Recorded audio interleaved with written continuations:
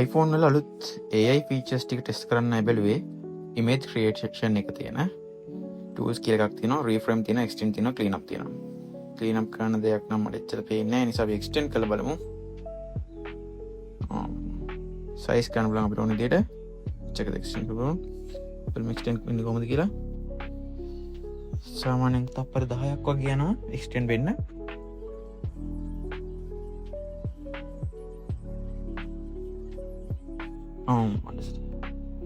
superior extend වෙලා තියෙනවා. correct. ඊපස්සේ බලමු reframe option එක.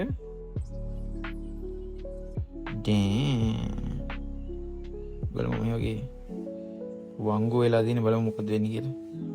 reframe කරත් චොකා වෙලා පේන්නේ.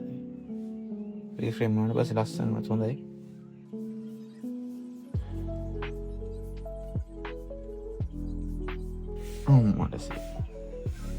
පොඩ්ඩක් චොක වෙලා තියෙනවා නේද?